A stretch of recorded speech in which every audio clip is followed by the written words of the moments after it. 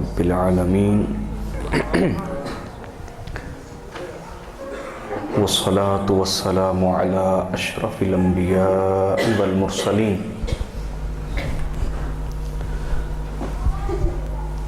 وعلى آلہ الطیبین الطاہرین المہدیین واصحابہ المتقین المخلصین الراشدین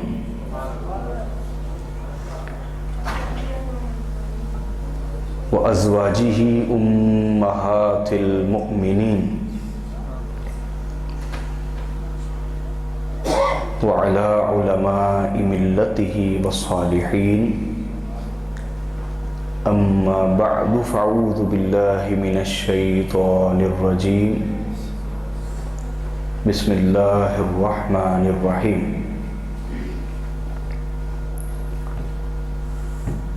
قال سیدنا و امامنا امام الاولیاء سیدنا عبد القادر الجیلانی ثم البغدادی ثم الحسن والحسینی لکل ولیج قدم وانی علی قدم النبی بدر الکمال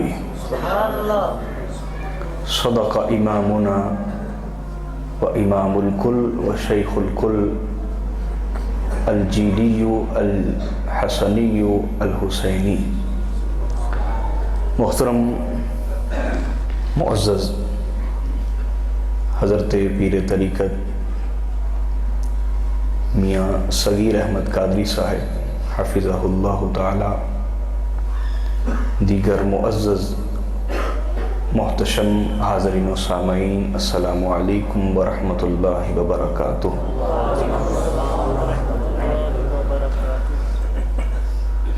اللہ جل مجدہ کا کروڑوں بار شکر ادا کرتے ہیں جس کی توفیق ہاتھ سے ہم سب آج کی اس نیک اور صالح محفل میں حاضر ہیں۔ چونکہ یہ مہینہ امام الاولیاء حضرت غوث العظم سیدنا عبد القادر الجیلانی رضی اللہ تعالیٰ عنہ آپ کی طرف منسوب ہے، ان کا ذکر بھی ذکر رسول ہے، کیونکہ پھل کا ذکر ہو تب بھی درخت کی تعریف ہوتی ہے۔ تو غوث العظم شجر نبوت، نبوت کے درخت کا ثمر ہیں، پھل ہیں۔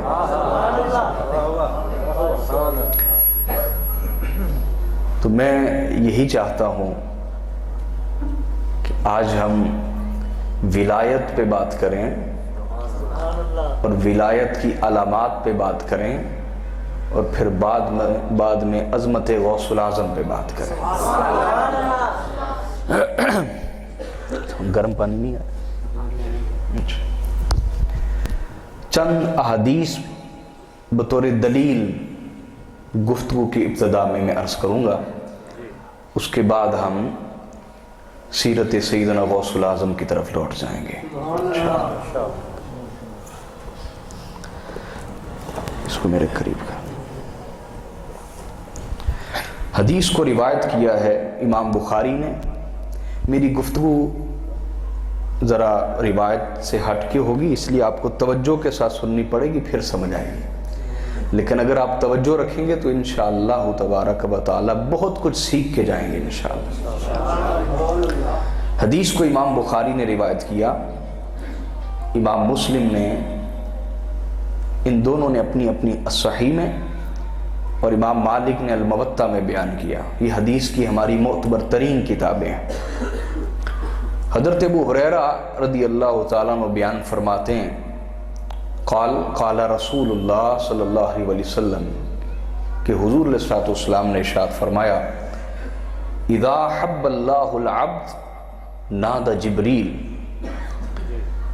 کہ جب اللہ کو کسی بندے سے محبت ہو جاتی ہے، بولیے اللہ کو کسی بندے سے محبت ہو جاتی ہے۔ اس پہ گفتگو تھی کافی طویل لیکچر وہ ریکارڈ ہے، میں اس طرف نہیں جا رہا، موضوع سے ہٹ جائیں گے، بس تھوڑا سا سمجھانا چاہتا ہوں محبت کہتے کس کو ہے۔ زندگی میں جس کو محبت نہیں ہوئی اسے محبت کا معنی سمجھ نہیں آتا، محبت کا مفہوم سمجھ نہیں آتا۔ میری بات سمجھ رہے ہیں آپ؟ حتیٰ کہ اگر کسی کو مجازی کوئی محبت بھی ہوئی ہو تو اس کو معلوم ہوتا ہے محبت کس کو کہتے ہیں، محبت میں تڑپنا کیا ہوتا ہے، شوق کیسا ہوتا ہے، لگن کیسی ہوتی ہے، طلب کیسی ہوتی ہے، چاہتا کیا ہوتا ہے انسان جی۔ تو عاشق محب اس کا سب کچھ اس کا محبوب ہوتا ہے، اس کے دیدار کی جھلک، اس کی ساری کی ساری زندگی اور اس کے دن رات، اس کے ہر پل اور ہر لمحہ اسی شوق کے اندر بسر ہوتا ہے اور گزرتا ہے۔ اس پہ ایک حکایت آپ کو بیان کرتا ہوں، معلوم نہیں کہ یہ حکایت سچی ہے یا جھوٹی ہے، یہ مجھے علم نہیں، لیکن بات سمجھنے کے لیے بڑی بہترین ہے۔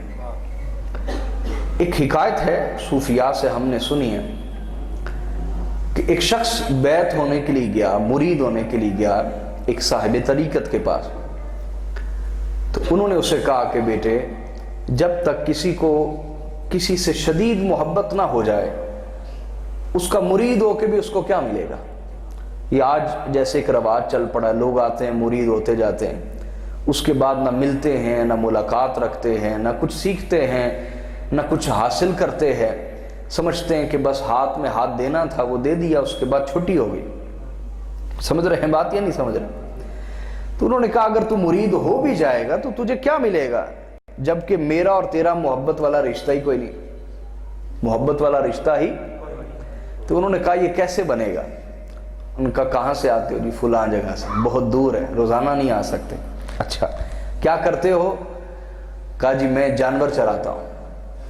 کہا اچھا، ایسا قدرت پیدا ہونا شروع ہو جائے گی، اس کو نظر میں رکھنا ہے۔ جب سال کے بعد آیا تو شیخ نے پوچھا ہاں کیا حال ہے؟ اس نے کہا جی اب دنیا میں بس وہی نظر آتا ہے، جدھر دیکھتا ہوں بس وہ میرا بچڑا ہے، وہی چلتا ہوا نظر آتا ہے، وہی کھاتا ہوا نظر آتا ہے، وہی پیتا ہوا نظر آتا ہے۔ یہ محبت میں سمجھا رہا ہوں ایک حکایت کے ذریعے سے۔ انہوں نے کہا اچھا محبت اور پکی کرو، ابھی کچی ہے، ابھی کچی۔ کہا جی ٹھیک۔ اب وہ چلا گیا، پھر سال کے بعد جب لوٹا انہوں نے کہا بتاؤ اب کیا حال ہے؟ اب بولیے کیا حال ہے؟ اس نے کہا کہ حال یہ ہے کہ دن ہو رات ہو اس کے شوق میں رہتا ہوں۔ کہ بس ترقی ہو گئی ہے، تھوڑا سا کام رہ گیا، جاؤ محبت کو اور بڑھاؤ، جا کے محبت کو اور بڑھاؤ جا کے۔ چلا گیا، سال کے بعد آیا تو دروازے کے باہر، حجرے سے باہر کھڑا ہوا، اجازت مانگنے لگ گیا کہ میں آؤں؟ جی آ جاؤ۔ وہ کہنے لگا جی میں اندر نہیں آ سکتا۔ شیخ نے پوچھا کیوں؟ کہنے لگا جی میرے لمبے لمبے سینگ ہیں تو دروازے کے ساتھ لگ جائیں گے، دروازہ ٹوٹ جائے گا، اس کو نقصان ہوگا، تو میں معافی چاہتا ہوں، اندر نہیں آ سکتا، اگر آپ باہر تشریف لے آئیں تو نوازش ہوگی۔ تو شیخ باہر آئے، کہنے لگے بس یہاں تک پہنچنا ہوتا ہے کہ محب یوں ترقی کرتا چلا جائے، یوں محبت میں ترقی کرتا چلا جائے اور یوں آگے بڑھتا چلا جائے کہ محبوب کا رنگ کامل ترین اس پہ یوں چڑھ جائے، اس پہ یوں بولیے چڑھ جائے کہ محب اور محبوب میں فرق نہ رہے، محب اور محبوب میں بولیے فرق نہ رہے۔ اب حدیث کی جو میں شرح کر رہا تھا، اللہ تعالیٰ اس سے پاک ہے، اللہ تعالیٰ بولیے اس سے۔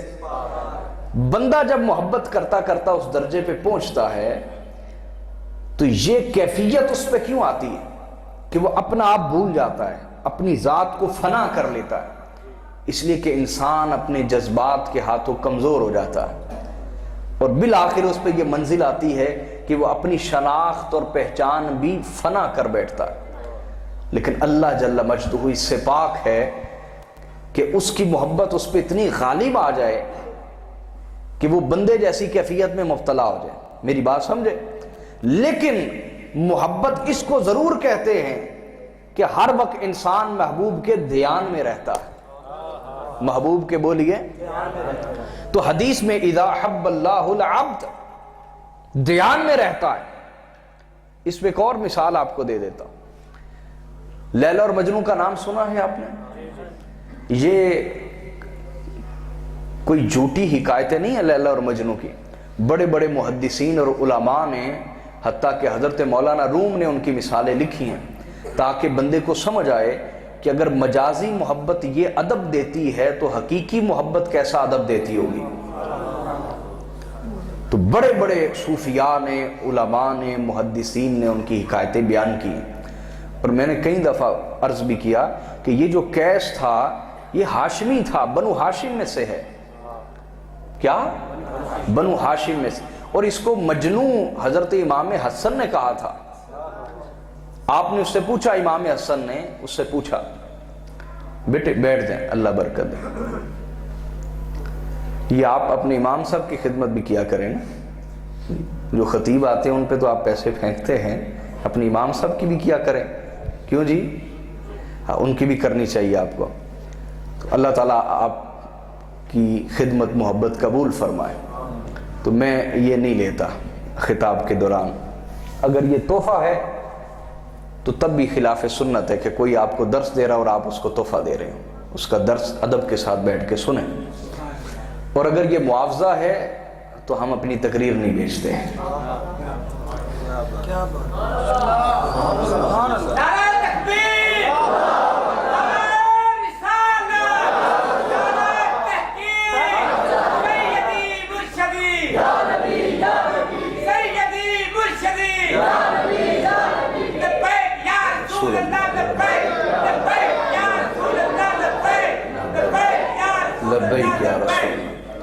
اچھا میں بات آپ کو سمجھا رہا ہوں. تو امام حسن نے کہا قیس، اس کا نام کیا تھا؟ آپ نے فرمایا قیس یہ خلافت کے حقدار تو ہم تھے، بنو ہاشم. بنو امیہ متغلب ہو گئے، غالب آ گئے، بتاؤ کس کا حق ہے؟ تو قیس کہنے لگا حضور اگر آپ ناراض نہ ہو، معافی چاہتا ہوں، میں بھی اپنی رائے دینا چاہتا ہوں. آپ نے فرمایا دو. کہنے لگا خلافت کا حقدار نہ بنو امیہ کا کوئی فرد تھا نہ بنو ہاشم کا کوئی فرد تھا. خلافت کا حقدار صرف میری لیلا ہے. تو امام حسن نے فرمایا انت مجنون، تو مجنون ہو گیا ہے لیلا کا، تجھے لیلا ہی نظر آتی ہے. اور پھر بعد میں جنازہ بھی مجنون کا، قیس کا جنازہ امام حسین نے پڑھایا تھا اس کا. تو ان کی حکایتیں بڑے بڑے علماء محدثین نے لکھی تاکہ ادب سمجھ آئے کہ جب مجازی محبت یہ ادب سکھاتی ہے تو اللہ کی محبت اور اس کے رسول کی محبت کس درجے تک انسان کو مؤدب بنا دیتی ہے، ادب والا بنا دیتی ہے. میری بات کو سمجھے آپ؟ تو قیس طواف کر رہا ہے، حج کے دوران طواف کر رہا ہے. تو کسی نے اپنی بیوی کو آواز دی، لیلا. اسی وقت غش کھا کے گر پڑا. طواف کے دوران غش کھا کے گر پڑا. یہ ہے محبوب کہ وہ ہر وقت دھیان میں رہتا ہے. ہر وقت بولیے دھیان میں رہتا ہے، بندہ اس کے دھیان میں رہتا ہے. مجنو جا رہا تھا، ایک دن رات ہو گئی، ایک مسجد میں ٹھہر گیا. آپ کہیں گے یہ حکایتیں شروع کر لی ہیں. میرا ویسے طریقہ نہیں حکایتیں شروع کرنا، لیکن یہ محبت جس کو ہوئی نہیں ہوتی اس کو سمجھ میں نہیں ہوتی محبت کیا ہوتی. اس لیے دو تین مثالیں عرض کرنے لگا ہوں، پھر حدیث پہ آتا ہوں. تو مجنو جا رہا تھا، رات کا وقت تھا، مسجد میں آیا، سو گیا. صبح امام صاحب آئے تو دیکھا ایک بندہ ہے دیوار کے ساتھ لگا ہوا ہے، سر اور کمر زمین پہ ہے اور ٹانگیں دیوار کے ساتھ لگا کے اوپر کو کی ہوئی ہیں. وہ امام صاحب آئے، انہوں نے ٹھوکر ماری، ان کا او بے ادب، اللہ کو پاؤں کرتا جی، جیسے ہمارے عام بات کی جاتی ہے. تو وہ اٹھ کے بیٹھ گیا. امام صاحب نے پوچھا کون ہو؟ کہا جی میں قیس ہوں. کہا قیس ہو تو یہ کیسی حرکت ہے کہ تم نے ٹانگیں اوپر کو کی ہوئی ہیں؟ کہنے لگا حضرت معافی چاہتا ہوں، رات کو جب میں آیا تھا سونے کے لیے تو جب میں نے ادھر کو ٹانگیں کی تو مجھے خیال آیا کہیں لیلا کا گھر ادھر ہی نہ ہو، تو میں مڑ گیا، ٹانگیں ادھر کو کر لی. جب ادھر کو کی تو پھر یہی خیال آیا کہ کہیں لیلا کا گھر ادھر نہ ہو، بے ادبی نہ ہو جائے. عشق کا دعویٰ بھی رکھتے ہو اور محبوب کے گھر کی طرف پاؤں کرتے ہو. تو پھر میں نے ٹانگیں پھیری ادھر کر لی, ادھر کی تو پھر وہی خیال, ادھر کیا تو پھر وہی خیال, میں نے اوپر کر لی. میں نے کہا صبح اللہ سے معافی مانگ لیں گے, محبوب کی بے ادبی نہیں کرتے. یہ ہے محبت. میری بات سمجھے ہیں؟ اب دیکھنا چاہیے ہمیں اللہ سے کتنی ہے, رسول سے کتنی ہے, اور پھر اللہ جب اپنے بندے سے محبت کرتا ہے تو اس سے مراد کیا ہے. ابھی آپ نے محبت کی تعریفیں کچھ سنی, تو حدیث میں بخاری, مسلم اور امام مالک کی الموطا کی حدیث سنا رہا ہوں. اذا حب اللہ العبد نادى جبریل, اللہ کو جب کسی سے محبت ہوتی ہے تو وہ اپنے رازدان جبریل کو بلاتا ہے. کیا معنی ہے اس سے محبت ہوتی ہے؟ معنی یہ ہے کہ اللہ رب العزت اپنی رحمتوں کی توجہ اور مرکز اپنے ولی کو بنا دیتا ہے. جس طرح انسان جب محبت کرتا ہے اس کے دھیان میں اس کا محبوب رہتا ہے. اس کے دھیان میں, بولیے, یہ ڈبلنگ تھوڑی سی کم کریں, ریپیٹ آ رہی ہے بات, اس کے دھیان میں بولیے اس کا محبوب رہتا ہے. اسی طرح جب اللہ رب العزت کسی سے محبت کرتا ہے وہ اپنی رحمتوں, فضل, کرم, عطا کا مرکز اس بندے کو بنا دیتا ہے, اپنے ولی کو بنا دیتا ہے. پس اب کوئی شخص اللہ کی رحمت کا متلاشی ہے تو وہ بھی ولی کی بارگاہ میں جائے, کوئی اس کا فضل چاہتا ہے تو وہ بھی ولی کی بارگاہ میں جائے, اس کی عطا کا سوالی ہے تو وہ بھی ولی کی بارگاہ میں جائے. اب جب اسے العبد کا ولی سے محبت ہو جاتی ہے تو وہ جبریل کو بلاتا ہے اور کہتا ہے ان اللہ یحب فلانا, اے جبرائیل تیرے رب کو فلان سے محبت ہو گئی ہے. ہم نہیں اپنے دوستوں کو بلاتے اور کہتے یار فلاں سے محبت ہو گئی ہے, فلاں کے ساتھ دل لگ گیا ہے, توجہ اس طرف ہو گئی ہے. اللہ بھی اپنے رازدان جبریل کو بلا کے کہتا ہے ان اللہ یحب فلانا, تیرے رب کو فلاں سے محبت ہو گئی ہے. تو وہ تو فرشتہ ہے, حکم کا طالب ہے, وہ کہتا ہے باری تعالیٰ میرے لیے کیا حکم ہے؟ تو اللہ تعالیٰ فرماتے ہیں فَأَحْبِبْهُ, تو بھی اس سے محبت فرما. اب وہ بندہ اللہ کا بھی محبوب ہو جاتا ہے, جبرائیل کا بھی محبوب ہو جاتا ہے. اللہ بھی محبت کر رہا ہے اور جبرائیل بھی, بولیے, محبت. فَيُحِبُّهُ جبریل, تو جبرائیل علیہ السلام بھی محبت کرنے لگ جاتے ہیں. پھر اللہ فرماتا ہے اب آسمانوں میں چلے جاؤ اور جا کر ندا کرو. فَيُنَادِي جبریل فی اہل السماء ان اللہ یحب فلانا فاحبوہ. جاؤ جبرائیل, آسمانوں میں چلے جاؤ اور جا کر اعلان کرو کہ اللہ فلاں ولی سے محبت کرتا ہے, اللہ غوث العظم سیدنا عبد القادر جیلانی سے محبت کرتا ہے, اللہ سیدی داتا گنج بخش علی حجویری سے محبت کرتا ہے, حضرت بابا فرید الدین گنج شکر سے محبت کرتا ہے, حضرت سیدی نظام الدین اولیاء سے محبت کرتا ہے, حضرت سید محمد حسینی گیسو دراز سے محبت کرتا ہے. اللہ حضرت سید نظام الدین اولیاء اور ان کے شیخ طریقت حضرت بختیار کاکی سے محبت کرتا ہے, ان کے شیخ طریقت حضرت خواجہ معین الدین چشتی اجمیری سے محبت کرتا ہے. ان سب کے بارے اللہ نے اعلان کروایا کہ جبرائیل جاؤ اور اعلان کرو اللہ ان اولیاء سے محبت کرتا ہے. تو فرشتے پوچھتے ہمارے لیے کیا حکم ہے؟ تو فرماتا ہے فَأَحِبُّوهُ, اللہ کہتا ہے تم بھی اس سے محبت کرنے لگ جاؤ, تم بھی ان سے بولیے محبت کرنے لگ جاؤ. فَيُحِبُّهُ أَهْلُ السَّمَاءِ, تو تمام اہل سما, تمام فرشتے بھی اس سے محبت کرنے لگ جاتے ہیں. اب اللہ فرماتا ہے ثُمَّ يُوضَعُ لَهُ الْقَبُولُ فِي الْأَرْضِ, اب زمین میں اتر جاؤ اور جس دل کو دیکھو کہ اس لائق ہو کہ اس میں میرے ولی کی محبت کو اتارا جا سکے, اس دل میں جا کے اس ولی کی محبت کو اتار دو. یہ جو میں نے بیچ میں اشارتاً عرض کیا کہ جو دل اس لائق ہو, جو دل بولیے اس لائق ہو, اس دل میں اس محبت کو اتارنا, یہ میں نے وضاحتاً بات کی ہے, وضاحت کے طور پہ کی ہے. کیوں؟ اس لیے کہ اللہ پاک ہے, اللہ بولیے جو چیز اس سے جڑے وہ بھی کیا ہو جاتی ہے؟ پاک ہو جاتی ہے.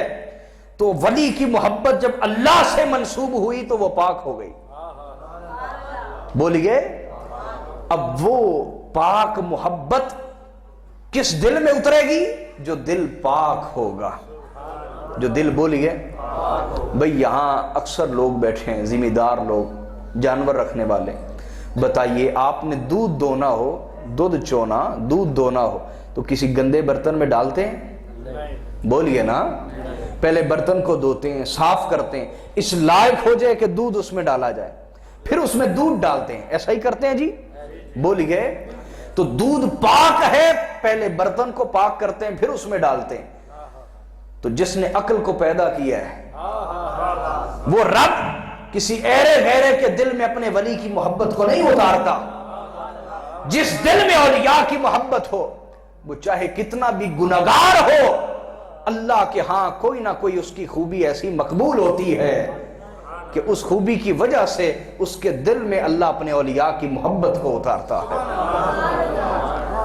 حاضرین محترم، دوسری حدیث جو پیش کرنے لگا ہوں، اس کو امام ابن ماجہ نے بیان کیا، یہ بھی سیاستہ کے امام یا سنن میں، امام احمد بن حنبل، یہ بخاری مسلم اور تمام محدثین کے استاد ہیں جو ان کے بعد آئے، اور امام بخاری نے اپنی کتاب الادب المفرد میں اس حدیث کو بیان کیا۔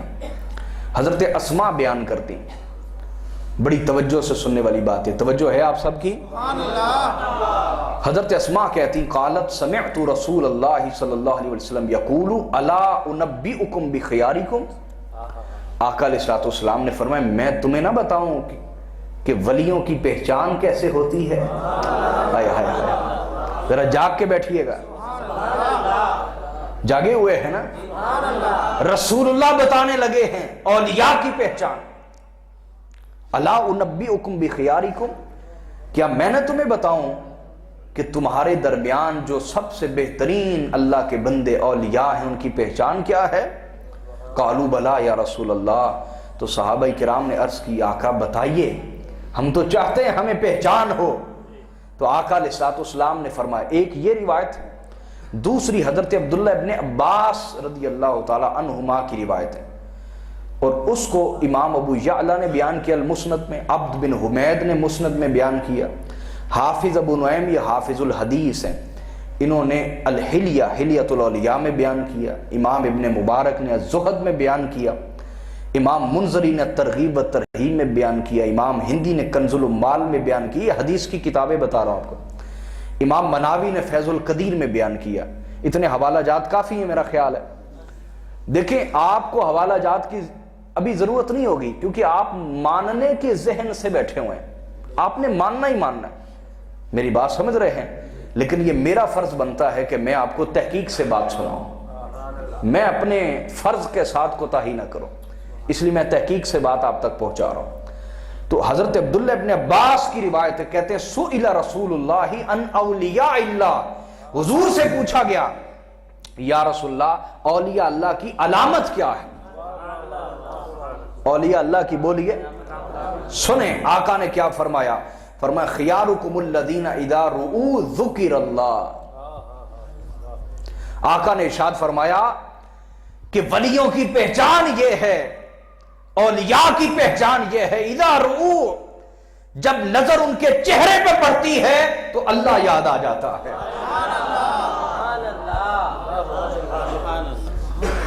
اذا رؤوا ذکر اللہ، جب ان کو دیکھا جائے، ان کے چہرے کو دیکھا جائے، ان کے چہرے پہ نگاہ جائے، منہ سے سبحان اللہ نکل جاتا ہے، ماشاء اللہ نکل جاتا ہے۔ آقا نے فرمایا اذا رؤوا ذکر اللہ، جب ان کو دیکھا جائے تو اللہ یاد آ جائے، یہ ولی کی پہلی علامت ہے۔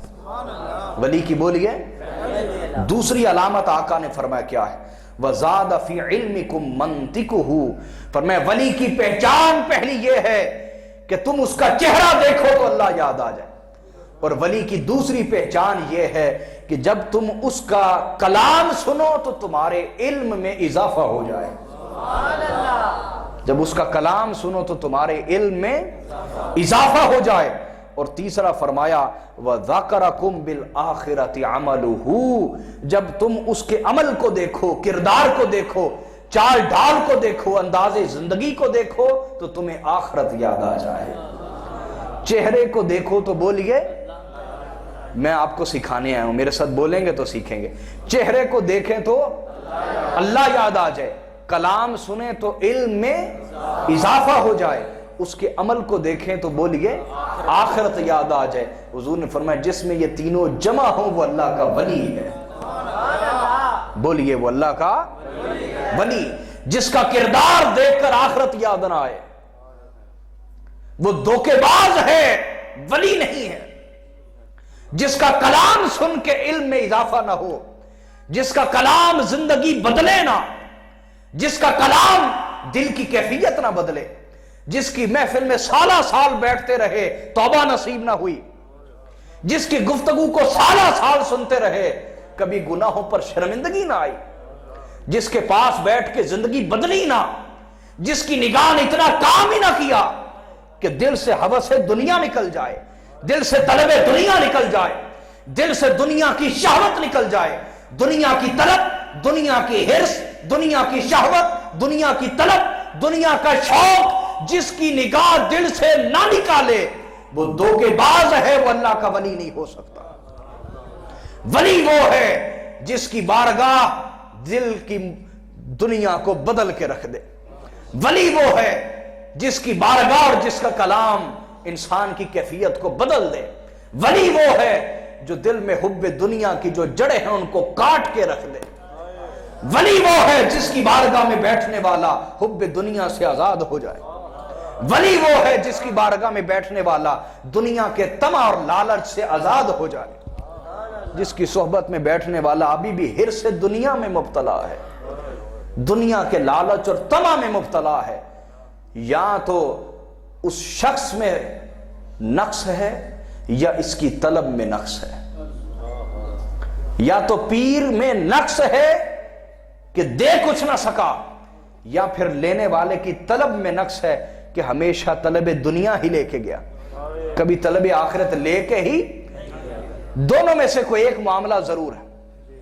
حضرت فاروق اعظم کا زمانہ ہے، صبح کا وقت ہے، فجر کا، ایک جوان نے ایک جوان لڑکی کا رستہ روک لیا، کہا تم سے نکاح کرنا چاہتا ہوں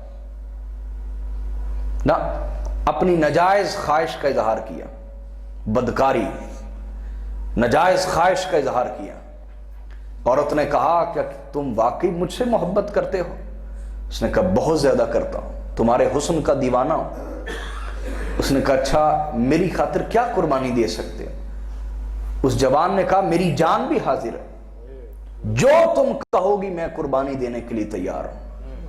اس جوان لڑکی نے کہا پھر 40 نمازیں حضرت فاروق اعظم کے پیچھے پڑھ لو، اس کے بعد میں فجر کے وقت ہی اندھیرے میں یہاں تمہارا انتظار کروں گی۔ اس جوان نے کہا ٹھیک ہے، طے ہو گیا۔ اب وہ فاروق اعظم کے پیچھے نمازیں پڑھتا، اور سیدنا عمر جب اللہ کا قرآن پڑھتے نہ صرف روتے بلکہ رلاتے۔ فاروق اعظم جب قرآن پڑھتے کئی دفعہ غش کھا کے گر پڑتے، اور کئی دن تک لوگ آپ کی عیادت کو آتے۔ فاروق اعظم کی زبان سے قرآن سنتا کہ وہ کس طرح درد بھری آواز سے قرآن پڑھتے ہیں، کس طرح اللہ کے عشق میں روتے ہیں اور رلاتے ہیں، کس طرح اللہ کے خوف کی جب بات آتی ہے تو لرز جاتے ہیں، کس طرح جب جنت کی بات آتی ہے تو متشوق ہو جاتے ہیں، کس طرح جب اللہ کے دیدار کی بات آتی ہے تو ان کا شوق کس طرح ٹھاٹھے مارتے ہوئے سمندر کی مانند ہو جاتا ہے۔ فاروق اعظم کی زبان سے 40 دن قرآن سنا، اور فاروق اعظم کی صحبت میں بیٹھتا وہ جوان، سیدنا عمر کی نگاہ اس کے قلب پہ پڑتی، شہوت ٹوٹتی گئی، دنیا کی حرص جاتی رہی، دنیا کا جو طمع تھا اندر، ہوس اور بدکاری کی حرص تھی، اس کی جڑیں فاروق اعظم کی نگاہ نے کاٹ دی۔ جب 40 دن گزر گئے، فجر کے وقت وہ جوان عورت اس کے منتظر تھی، اسی جگہ کھڑی تھی۔ وہ جوان جب وہاں سے گزرنے لگا تو آنکھیں جھکا کے شرمندہ ہو کے آگے گزر گیا۔ اس لڑکی نے آواز دی کہ اب تمہیں میری طلب نہیں رہی؟ تم نے دیکھنا گوارا بھی نہیں کیا؟ میرے حسن کی قسمیں کھاتے تھے کہ تم جیسی خوبصورت کوئی نہیں، مجھے دیکھنا بھی گوارا نہیں کیا، اور نگاہ جھکا کے آگے چل پڑے ہو، کیا وجہ ہے؟ اس نے کہا بی بی جو فاروق اعظم کے پیچھے نمازیں پڑھنے والا ہو وہ پھر بھی دنیا کے حرص اور دنیا کے حسن کا طالب رہتا ہے؟ فاروق اعظم کے پیچھے نماز پڑھنے والا بھی دنیا کے حسن کا طالب رہتا ہے۔ اب مجھے اللہ کا حسن چاہیے اور کسی کا حسن نہیں چاہیے۔ میری آنکھیں منتظر ہیں کب وہ وقت آئے یہ روح بدن سے نکلے، روح آزاد ہو جائے بدن کی قید سے، اور پھر آمنا سامنا ہو محبوب حقیقی سے، اور وہ اپنے سامنے کھڑا کرے اور کہے اے جوان، تیرے پر جوانی بھی تھی، جوانی کا زور تھا، اس کے باوجود تو نے ایک حسن کی طرف نگاہ اٹھا کے نہیں دیکھا۔ تو میرے سامنے کھڑا ہو، میں پردے اٹھاتا ہوں، تو میرے حسن کا جی بھر کے دیدار کر لے۔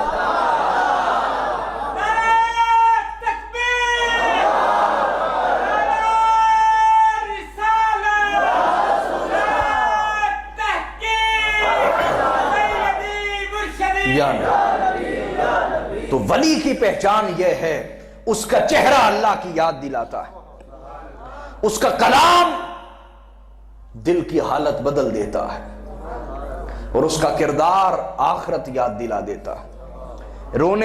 یہ جو رونے ہمارے ختم ہو جاتے ہیں، تنخواہ تھوڑی ہے، گزارا نہیں ہوتا، جب ہم اولیاء اللہ کی طرف دیکھتے ہیں کہ وہ کس طرح دنیا سے کٹے ہوئے لوگ ہیں اور اللہ کے دیے ہوئے رزق پہ راضی ہیں۔ آج تو ہماری یہ سوچ بن گئی ہے نا، جس کے پاس لینڈ کروزر نہیں اس کو پیر ماننے کو تیار نہیں۔ وہ الگ بات کہ میں یہ نہیں کہتا جو لینڈ کروزر میں بیٹھتا ہے وہ پیر نہیں ہو سکتا، لیکن ہماری سوچ کس قدر مغالطے کا شکار ہے۔ کیوں جی؟ ایسا ہے کہ نہیں؟ مغالطے کا شکار ہے۔ تو آقا نے فرمایا ولی کی پہچان یہ ہے جب تم اس کا کردار دیکھو تمہیں آخرت یاد آ جائے کہ کس طرح شب و روز وہ آخرت کے لیے تیاری کر رہا ہے، پوری تیاری کر رہا ہے، تیار بیٹھا ہے، جس طرح کسی مسافر نے جانا ہو سامان باندھ کے تیار کر کے رکھتا ہے، تو وہ ولی آخرت کا مسافر ہوتا ہے، ہر وقت تیار بیٹھا ہوتا ہے۔ یہ ولی کی پہچان آقا نے بتائی۔ اسی طرح تیسری حدیث آپ کو سنانے لگا ہوں جس کو بیان کی امام طبرانی نے، امام احمد بن حنبل نے، امام ابن ابی دنیا نے، منذری نے، حیثمی نے رحمہم اللہ نے۔ حضرت عمر بن حمک وہ بیان کرتے ہیں، قال رسول اللہ صلی اللہ علیہ وسلم، حضور نے ارشاد فرمایا لا يحق العبد حقیقت الایمان حتی یغضب للہ ویرضى للہ۔ حضور نے ارشاد فرمایا کوئی شخص بھی ایمان کی حقیقت کو اس وقت تک نہیں پا سکتا جتنا مرضی مومن ہونے کے دعوے کریں، کوئی شخص اس وقت تک ایمان کی حقیقت کو نہیں پا سکتا جب تک اس کی یہ کیفیت نہ ہو جائے کہ جس سے بھی ناراض ہو صرف اللہ کے لیے ناراض ہو، اور جس سے بھی راضی ہو صرف اللہ کے لیے راضی ہو۔ ہماری حالت کیا ہے؟ جس سے راضی ہیں کسی لالچ اور مطلب کی وجہ سے راضی، اور جس سے ناراض ہیں کسی مطلب کی وجہ سے ناراض ہو گئے کہ میرا یہ کام نہیں کیتا، میرے نہ انہیں چنگا نہیں کیتا، بیوی سے ناراض، بچوں سے، رشتہ داروں سے، دوستوں سے۔ ہمارے شکوے اپنا نفس ہے۔ آقا نے فرمایا ایمان کی حقیقت اس وقت تک نہیں پا سکتے جب تک تمہاری ناراضگی اور تمہاری رضامندی دونوں کی بنیاد اللہ نہ ہو جائے۔ جب یہ ہو گیا فَإِذَا فَعَلَ ذَلِكَ، اگر وہ اس مقام پر آ گیا استحق حقیقت الایمان، تو اب وہ حقدار ہے کہ اللہ اسے ایمان کی حقیقت عطا فرما دے۔ یہ معمولی چیز نہیں حقیقت ایمان۔ کبھی مجھے موقع ملا تو حقیقت ایمان پہ گفتگو کروں گا آپ کے سامنے، پھر آپ کو پتہ چلے گا کہ ایمان کی حقیقت کتنا بڑا درجہ ہے۔ اب سنیں آقا نے فرمایا کہ اللہ تعالیٰ فرماتا ہے وَإِنَّ أَحِبَّائِ وَأَوْلِيَائِ، اللہ فرماتا ہے بے شک میرے محبوب بندے وہ ہیں، وَأَوْلِيَائِ، اور میرے ولی وہ ہیں، میرے ولی وہ ہیں جن کی علامت یہ ہے۔ اب اللہ تعالیٰ خود اپنے اولیاء کی پہچان بتانے لگا۔ توجہ ہے جی؟ سبحان اللہ۔ فرمایا اِنَّ أَحِبَّائِ وَأَوْلِيَائِ، اللہ فرماتا ہے میرے محبوب بندے وہ ہیں، اولیاء وہ ہیں، الذین یذکرون بذکری، کہ جب میرا ذکر ہو تو ولیوں کا ذکر ہونے لگ جاتا ہے، وَأُذْكَرُ بِذِكْرِهِمْ، اور جب ولیوں کا ذکر ہو تو میرا ذکر ہونے لگ جاتا ہے۔ فرمایا میرے ولی وہ ہیں کہ میرا اور ان کا ذکر ملا ہوا ہے. میرا اور ان کا ذکر بولیے جڑا ہوا ہے, ملا ہوا ہے. میرا ذکر ہو تو ان کا ذکر ہو جاتا ہے, ان کا ذکر ہو تو میرا ذکر ہو جاتا ہے. گویا ولیوں کا ذکر اللہ کا ذکر ہے. بولیے ولیوں کا ذکر اللہ کا ذکر. اسی طرح حضرت عمر فاروق رضی اللہ تعالیٰ عنہ, آپ کے بارے آتا ہے, حدیث کو امام ابن ماجہ نے بیان کیا سنن میں, امام حاکم نے المستدرک میں, اور امام طبرانی نے بھی بیان کیا. ان معاذ ابن جبل, ہوا یوں کہ حضرت فاروق اعظم تشریف لائے قبر رسول پر حضور کی بارگاہ میں, تو دیکھا حضرت معاذ ابن جبل سرکار کی قبر کے پاس بیٹھے اور روئی جا رہے ہیں. حضور کی قبر کے پاس بیٹھے اور بولیے, یہ میرے ساتھ بولیں گے تو یہ جو بیچ میں چند افراد نیند کا فائدہ اٹھا رہے ہوتے ہیں یہ جاگ جائیں گے.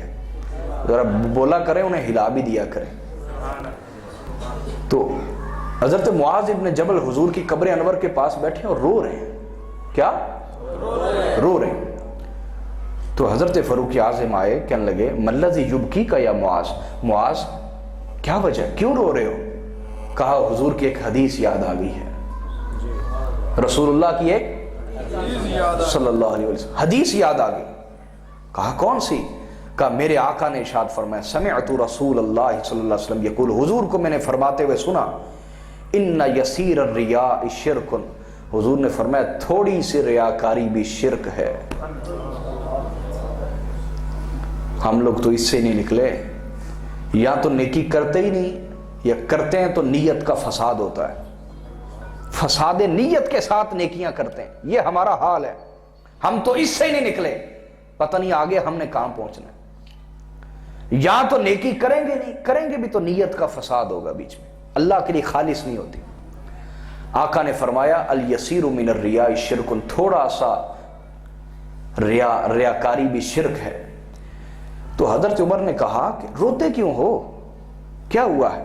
کہا ہاں روتا اس بات پہ ہوں کہ آقا نے فرمایا ہے کہ اللہ تعالیٰ, یہ حدیث قدسی بھی اور حدیث نبوی بھی, یہاں حدیث نبوی ہے بھئی توجہ فرمائیں.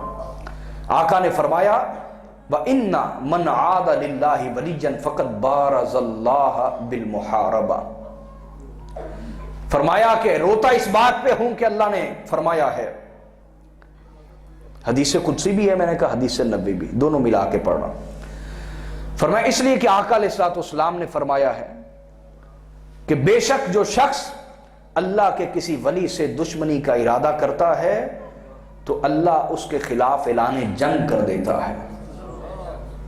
اور یہاں فقط بارز اللہ بالمحاربہ, اس نے اللہ کو للکار لیا. یہ حدیث میں الگ الفاظ ہیں. فقط بارز اللہ بالمحاربہ, جس نے ولی کی بے ادبی کا ارادہ کیا, کسی ولی کے ساتھ دشمنی کا ارادہ کیا, اہانت کا ارادہ کیا, گستاخی کا ارادہ کیا, اس نے اللہ کو للکار لیا اپنے خلاف. اولیاء کی بے ادبی کو معمولی بات ہے, اس کو سخت کر رائٹ.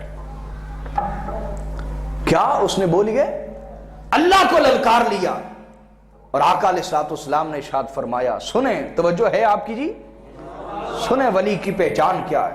کہ ان اللہ یحب الابرار الاتقیاء الاخفیاء, کہ بے شک اللہ ان ولیوں سے بڑی محبت کرتا ہے جو متقی بھی ہوتے ہیں لیکن اپنی نیکی اور تقوی کو چھپا کے رکھتے ہیں. ہائے ہائے ہائے, جو متقی ہوتے ہیں لیکن اپنے تقوی کو بولیے نا یار, چھپا کے رکھتے ہیں.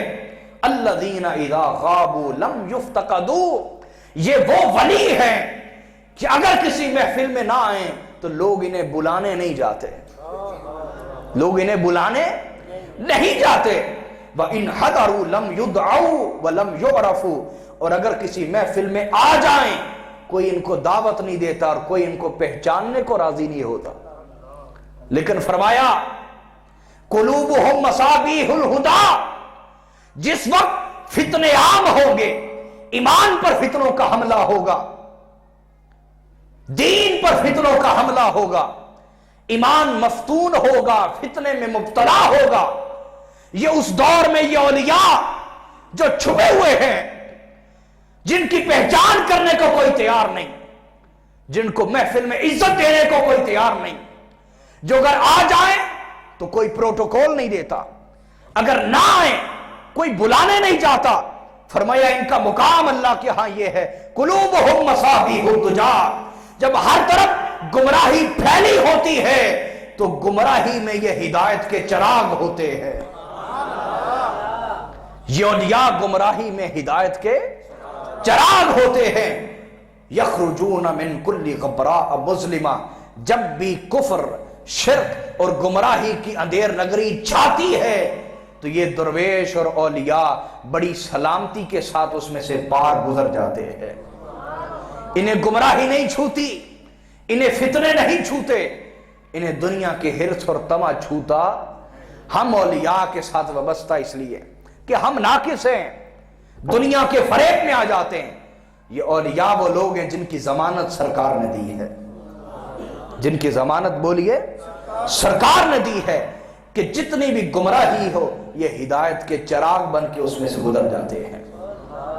اس لیے ہم ان کے پیروکار ہیں کہ ان کے پیچھے رہیں گے تو کبھی گمراہی ہمیں بھی گمراہ نہیں کر سکے گی۔ اور ایک اور حدیث سنا کے، روایتیں تو میں کافی لایا ہوں، اصل میں وقت کافی ہو رہا ہے، ایک روایت سنا کے پھر بات کی طرف آتے ہیں حضور سیدنا غوث الاعظم کی۔ اسی طرح حدیث کو روایت کیا حضرت عبداللہ ابن مسعود نے، اور دیگر کئی محدثین صحابہ کرام نے بھی اس حدیث کو بیان کیا۔ حدیث کو روایت کیا امام احمد بن حنبل نے، امام طبرانی نے، اور کئی محدثین نے بیان کیا۔ فرماتے ہیں کہ مولا کائنات امیر المومنین حضرت مولا علی المرتضیٰ علیہ السلام آپ کے سامنے اہل شام کو گالی دی گئی۔ اہل شام کو بولیے گالی دی گئی امیر المومنین حضرت علی المرتضیٰ علیہ السلام کے سامنے، وکرم اللہ تعالی وجہ الکریم، آپ کے سامنے کسی نے گالی دی اہل شام کو اور ان پہ لعنت کی، تو حضرت مولا کائنات نے فرمایا اہل شام کو گالی نہ دو، کیونکہ میں نے رسول اللہ سے سنا ہے کہ جو ابدال ہوں گے وہ شام میں بھی ہوں گے، شام ابدالوں سے خالی نہیں ہوگا۔ تو لوگوں نے پوچھا حضور یہ ابدالوں والی روایت کیا ہے؟ یہ جو ابدال، ولی ابدال لفظ بنائے ہم نے نہیں بنائے، یہ حضور علیہ السلام کے بتائے ہوئے۔ تو مولا کائنات امیر المومنین سے پوچھا گیا، کسی نے نہیں پڑھا تو ہمارا کیا قصور ہے؟ سمجھ آئی ہے بات یا نہیں آئی؟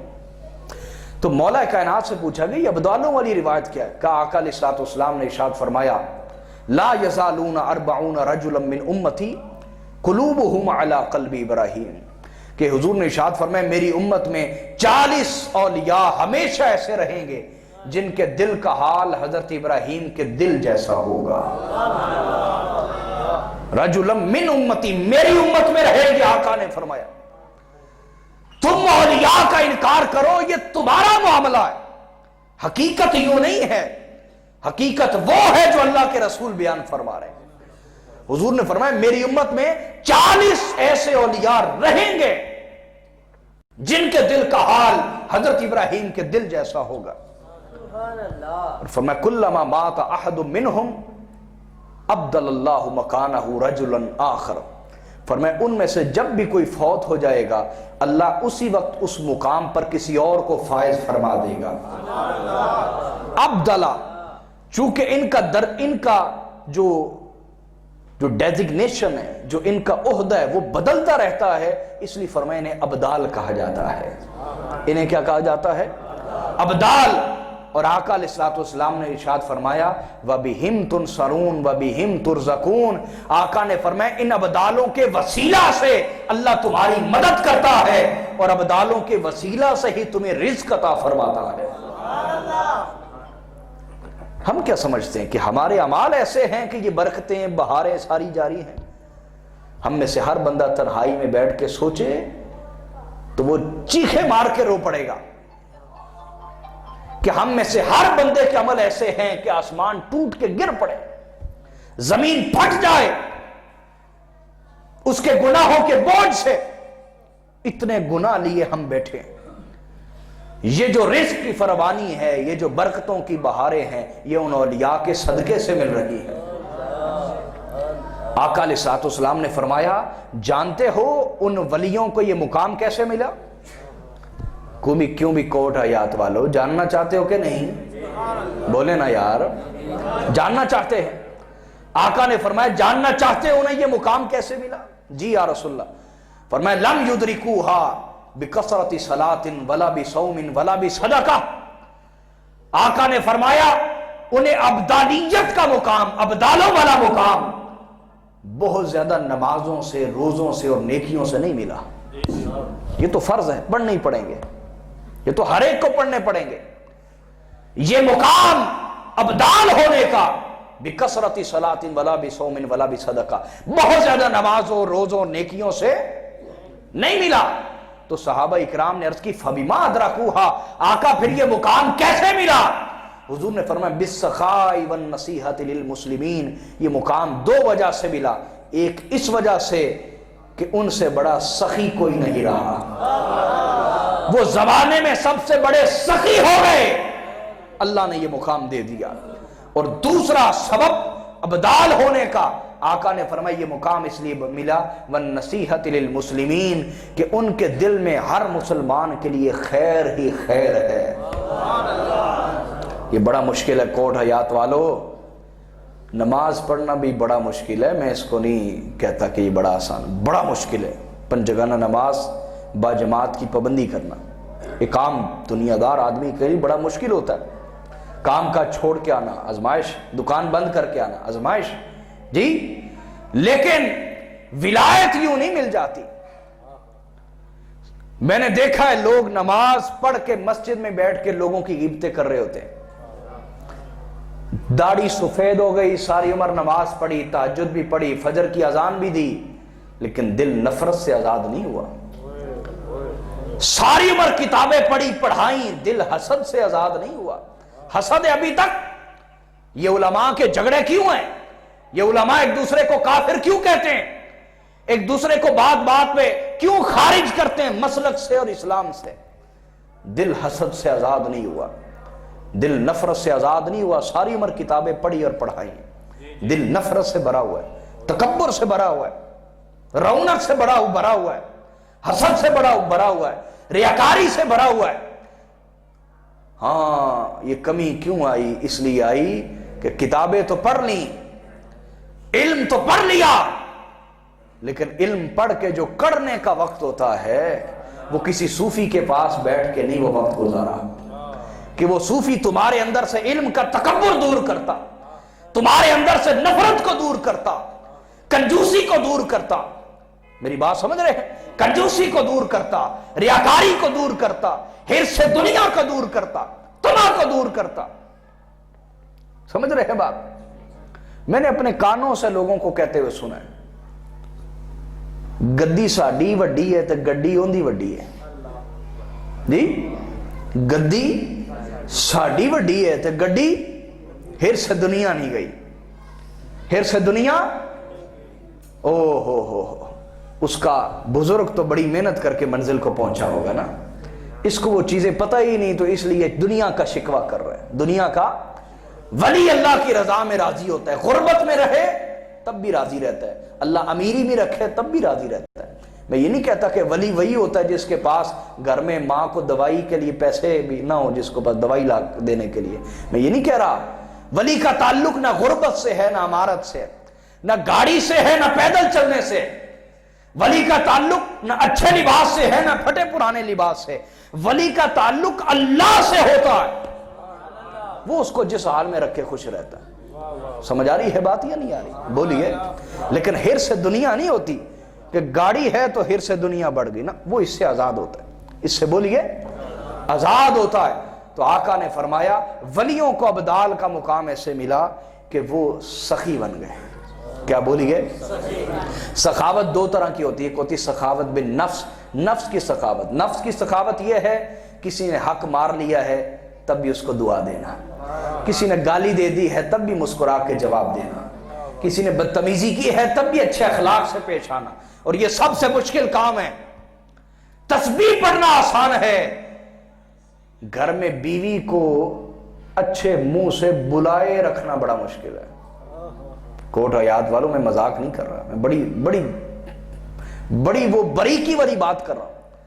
مسجد میں بیٹھ کے 100 نفل پڑھنا آسان ہے، بیوی کے ساتھ حسن سلوک رکھنا مشکل ہے۔ یہاں جتنے لوگ بیٹھے ہیں غور کریں، ہم اپنے آپ کو مومن یا بڑا مسلمان نیک سمجھتے ہیں، دیکھیں ہمارا بیوی کے ساتھ کیسا سلوک۔ اس کی وجہ یہ ہے کہ اللہ نے اس کو آپ کا متحد بنایا ہے اور اس نے رہنا نہ شکر ہے۔ یہ تو حدیث میں آ گیا، آقا علیہ السلام، حدیث بخاری ہے کتاب الایمان، حضور نے فرمایا لو احسنت الی احدہن الدہر ثم رأت منک شیئا فقالت ما رأیت منک خیرا قط، اگر تو اپنی بیوی کے ساتھ ایک زمانے بھر بھی احسان کرے، پھر تیری طرف سے کوئی ایسا کام ہو جائے جو اس کی توقع کے خلاف ہے، تو قسم کھا کے، اللہ کی قسم کھا کے کہے گی تجھ سے تو کبھی کوئی خیر ملی ہی نہیں۔ اس نے اتنا نہ شکرہ رہنا ہے۔ یہ آپ شکوہ نہ کریں اندے وچ شکر کوئی نہیں، اندے وچ اے گلاں کوئی نہیں، یہ بات آپ نہ کریں، آپ اپنی بات کریں۔ آپ اپنے تائیں بڑے نیک بنے ہیں، آپ کا حسن سلوک کیسا ہے اپنی بیوی کے ساتھ؟ امتحان تو یہاں پتہ چلتا ہے نا کہ آپ نیکی کرتے رہیں، اس نے ناشکری کرتے ہی رہنا ہے۔ اب آپ کا سلوک کیسے ہے؟ آپ سیدھے منہ بلائیں، اس نے الٹے منہ بلاتے ہی رہنا ہے۔ جن گھروں میں عورتیں مظلوم ہیں ان کی بات کر رہا ہوں، ورنہ بعض جگہ تو عورتیں ظالم بھی بہت زیادہ ہیں، ایسا نہیں ہے۔ بعض کہیں ایک بندہ میرے پاس آ کے کہنے لگے جی 8 سال ہو گئے بیوی نے کرو کڈیا ہے، گھر میں بنا کے دیتا ہے، پیار محبت اپنے نام لکھوا لیا ہے، 8 سال ہو گئے کرو کڈیا ہے۔ فوجی آدمی، فوجی تو ایسی بھی جگہ ہیں جہاں عورتیں ظالم ہیں، لیکن جہاں مظلوم ہے وہاں کی بات کر رہا ہوں، چونکہ مرد میرے سامنے بیٹھے ہیں۔ تو آپ دیکھیں سخاوت نفس کی یہ ہے کہ جو جس طرح بھی پیش ہے آپ نے حسن اخلاق سے پیش آنا ہے۔ یہ ہے ولی کی علامت، اور یہ سب سے مشکل کام ہے، بہت مشکل کام۔ دوسرا سخاوت بالمال، مال سے سخاوت کرنا۔ اور تیسری علامت کیا؟ نصیحت للمسلمین، ہر مسلمان کی خیر چاہنا، بھلا چاہنا، فائدہ چاہنا، یہ سب سے مشکل کام ہے۔ ہم کیا کہتے ہیں؟ جو ہماری جماعت میں شامل نہیں ہوا وہ ہمیں اچھا نہیں لگتا، وہی نہیں لگتا۔ یہاں حالات یہ بن گئے، مذہبی جماعتیں بنی ہیں، ہر کوئی ایک دوسرے سے نفرت کرتا ہے، ہر کوئی ایک دوسرے سے نفرت کرتا ہے، الا ماشاءاللہ، سوائے کچھ اللہ والوں کے جو ہر جماعت میں نیک لوگ ہوتے ہیں، ورنہ اکثر یہی ہے، ہر کوئی ایک دوسرے سے نفرت کرتا ہے، ایک دوسرے کو دیکھنا نہیں چاہتا، سننا نہیں چاہتا، برداشت نہیں کر سکتا۔ اتنی نفرت مسلمانوں کی دل میں بھری ہوئی، رشتہ داروں کی بھری ہوئی، اپنوں کی بھری ہوئی۔ میرے بھائیوں، اگر ہم اولیاء سے محبت کرتے ہیں ہمیں ان کا رستہ بھی اپنانا ہوگا، ورنہ قیامت والے دن یہ نہ ہو کہ ولی ہمیں کہیں کہ آج خود بھی شرمسار ہو، مجھ کو بھی شرمسار کر۔ ولیوں کا نام لینے والا ولیوں کو شرمسار کرے، یہ کون سی وفا کی ہے اس نے؟ آئیں اب میں آپ کو بتاؤں کہ میرے دادا غوث الاعظم میں یہ ساری علامتیں کس درجے کے اوپر تھی۔ غوث الاعظم فرماتے ہیں لِكُلِّ وَلِيٍّ قَدَمٌ وَإِنِّي عَلَىٰ قَدَمِ النَّبِيِّ بَدْرِ الْكَمَالِ۔ جاگے ہوئے کوٹ آیات والو، غوث الاعظم فرماتے ہیں، ہفتے کی رات ہے ویسے بھی، جاگ کے بیٹھے، غوث الاعظم فرماتے ہیں لِكُلِّ وَلِيٍّ قَدَمٌ، اللہ نے ہر ولی کو ایک قدم دیا ہے۔ قدم کہتے ہیں راستہ، طریقہ، ہر ولی کو ایک قدم دیا کسی نہ کسی نبی کا۔ کسی کو اللہ نے قدم نوح عطا فرمایا، کسی کو قدم ابراہیم، جس ولی کو جس نبی کا قدم ملتا ہے اس کا تبلیغ کا طریقہ اس نبی کی تبلیغ کے مطابق ہوتا ہے، اس کی کرامتیں اس نبی کے معجزات کی طرح ہوتی ہیں، اس کا طریقہ زندگی اس نبی کے طریقہ زندگی کے مطابق ہوتا ہے۔ سمجھ رہے ہیں؟ جیسے حضرت مجدد الفسانی سے پوچھا گیا کہ آپ کس نبی کے طریق پہ، تو آپ نے فرمایا میں قدم موسیٰ پہ ہوں، کہ میرے سامنے فرعون آیا نا، فرعون جہانگیر فرعون تھا حضرت مجدد الفسانی کے آگے، تو فرمایا میں قدم موسیٰ پہ ہوں۔ ہر ولی کو اللہ ایک قدم دیتا ہے، کسی کو قدم نوح دیا، کسی کو قدم ابراہیم دیا، کسی کو قدم موسیٰ دیا، کسی کو قدم زکریا دیا، کسی کو قدم داؤد ملا، کسی کو قدم سلیمان ملا، کسی کو قدم عیسیٰ ملا۔ ہر ولی کو ایک قدم ملتا ہے اور اس کا طریقہ زندگی اس نبی کے طریقہ زندگی کے مطابق ہوتا ہے، اس کی کرامات اس نبی کے معجزات کے مطابق ہوتی ہیں۔ تو غوث الاعظم نے فرمایا ہر ولی کو اللہ نے الگ الگ نبی کا قدم دیا ہے، لیکن جب غوث الاعظم کی باری آئی وَإِنِّي عَلَىٰ قَدَمِ النَّبِيِّ بَدْرِ الْكَمَالِ، تو غوث العظم کو اللہ نے قدم محمد عطا فرمایا ہے۔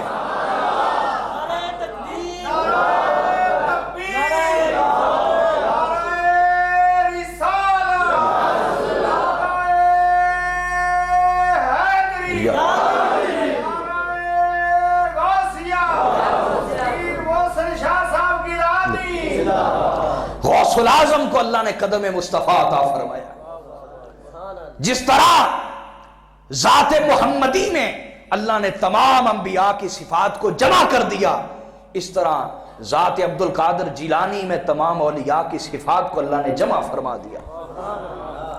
جس طرح اللہ نے نبیوں میں عظمت مصطفیٰ کو بلند کیا، اس طرح ولیوں میں اللہ نے عظمت غوث العظم کو بلند کیا۔ غوث العظم درمیان اولیاء، چو محمد درمیان انبیاء۔ جس طرح جناب محمد صلی اللہ علیہ وسلم ہمارے آقا رسالت مآب صلی اللہ علیہ وسلم کو اللہ تعالیٰ نے کثرت امت عطا فرمائی، سب سے بڑی امت، اسی طرح غوث العظم کو اللہ نے کثرت مریدین عطا فرمائی۔ سب سے زیادہ مرید غوث العظم کے سلسلے کے ہیں۔ جس طرح شریعت محمدی جاری ہوئی تو قیامت تک منسوخ نہیں ہوگی، بدلی نہیں جائے گی، اسی طرح ولایت غوث العظم کا سورج جب سے چڑھا ہے چڑھا ہی رہے گا، کبھی غروب نہیں ہوگا۔ جس طرح میرے آقا صلی اللہ علیہ وسلم کو اللہ نے تمام انبیاء سے بڑھ کر معجزات عطا فرمائے، اسی طرح غوث العظم کو تمام ولیوں سے بڑھ کر کرامات عطا فرمائی۔ میری بات کو سمجھے آپ؟ اور ہر علامت کو لیتے جائیں تو غوث العظم ان میں عرف اور اعلیٰ نظر آتے ہیں۔ پہلی علامت جو ہم نے سنی کہ اللہ ولی کی محبت کو لوگوں کے دلوں میں اتارتا ہے۔ کچھ یاد بھی ہے جو پرانا سنا ہے کہ بھول گئے ہیں؟ ٹھیک، جہاں سے بات شروع ہوئی تھی ذرا اشارتاً گزرتے جاتے ہیں۔ ولی کی علامت یہ ہے کہ اس کی محبت کو اللہ لوگوں کے دلوں میں اتارتا ہے۔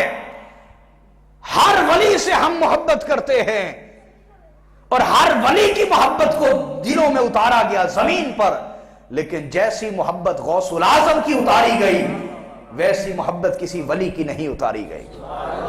یہی وجہ ہے کہ غوث العظم کا ذکر ہر ماہ جاری رہتا ہے، ہر گھڑی جاری رہتا ہے، ہر محفل میں نعرہ غوثیہ لگتا ہے، ہر محفل غوث العظم کے ذکر سے رنگی ہوتی ہے۔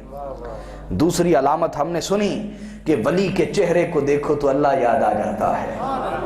غوث العظم کا دیدار تو اللہ ہم سب کو عطا فرمائے۔ وہ کیسا دیدار ہوگا؟ غوث العظم کی اولاد کو بھی محبت سے دیکھے تو اللہ یاد آ جاتا ہے۔ دل میں ایمان ہونا چاہیے۔ اور اسی طرح اگلی علامت ہم نے یہ سنی کہ ولی کا کلام سن کے دل کی حالت بدل جاتی ہے۔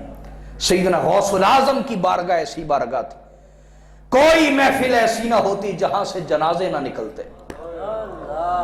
جب آپ خوف خدا میں بات کرتے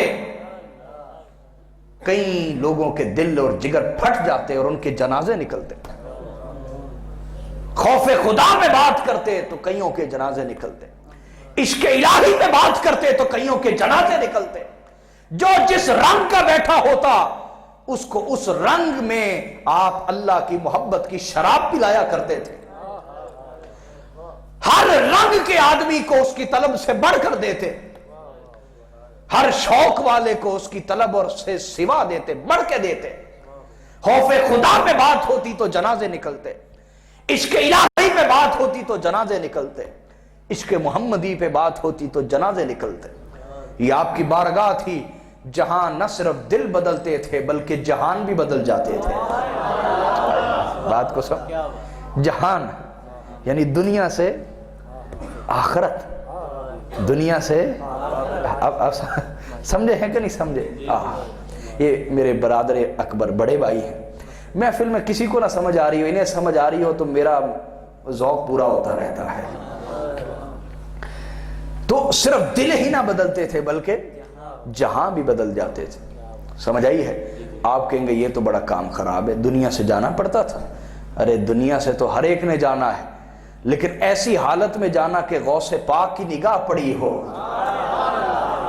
اور غوث العظم की बारगाह में बैठे हों और मलाइका भी हाजिर हों, औलिया भी हाजिर हों, रसूलुल्लाह की भी तवज्जो हो सारे मजमे की तरफ, ऐसी हालत में दुनिया से जाना, ऐसे जाने को सलाम करना चाहिए। मेरी बात आप समझे कि नहीं समझे? और आपका अमलो किरदार, अल्लाह अकबर, आपका किरदार जो भी शख्स पढ़ लेता है उसका किरदार संवर जाता है। आज भी गौसुल आजम का किरदार जिंदगियां बदलता है। हमारी खराबी क्या कोट हयात वालों, हम गौस पाक की 11वीं तो दिलाते हैं, गौस पाक के तरीके जिंदगी को नहीं सीखते। ये है हमारी खराबी, गफलत की वजह, गफलत का सबब। हम 11वीं के नाम पर चंदा तो इकट्ठा करते हैं लेकिन गौस पाक की किताबें ला के लोगों को नहीं सुनाते। इस वजह से हम औलिया से सिर्फ मोहब्बत के दावे तक महदूद रह गए हैं, किरदार वलियों जैसे नहीं रहे। ये हमारी खराबी। और अगर आप बात करें वली की, ये भी अलामत हमने सुनी कि जिससे भी मोहब्बत करते अल्लाह की वजह से करता है। ये हमारी खराबी है, हम दुनिया की वजह से मोहब्बत करते हैं। इसलिए जिंदगी में शिकवे शिकवे शिकवे शिकवे। ये बीवी के शिकवे क्यों होते हैं? क्योंकि हम उसके साथ नेकी उसकी वजह से कर रहे होते हैं। पैसे ला के दिए, सूट ला के दिए, कपड़े ला के दिए, तो तवक्को होती है कि ये हमारी तारीफ करेगी। अब वो नहीं करती तो उसके ऊपर हम बिगड़ जाते हैं। बच्चों को जिंदगी भर देते हैं, तवक्को ये होती बुढ़ापे में काम आएंगे, बुढ़ापे में अब वो नहीं आते तो हम शिकवे करने लग जाते हैं और जिंदगी भी जाया करते हैं। काश हम अपनी बीवी बच्चों के साथ भी जो नेकी भी करते सिर्फ अल्लाह की रजा के लिए करते, तो अल्लाह हमारा अजर जाया ना करता। अल्लाह बड़ा कदरदान है।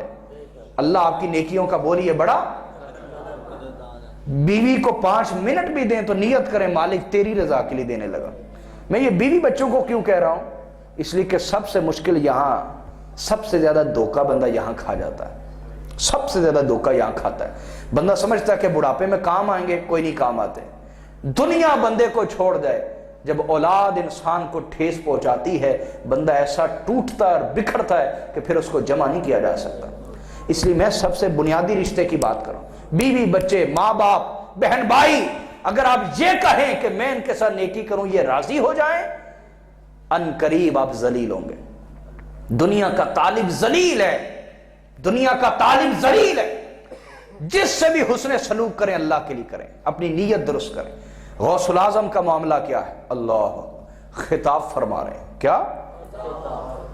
और दौरान खिताब किसी ने आके बताया कि हुजूर आपके साहिबजादे का इंतकाल हो गया है।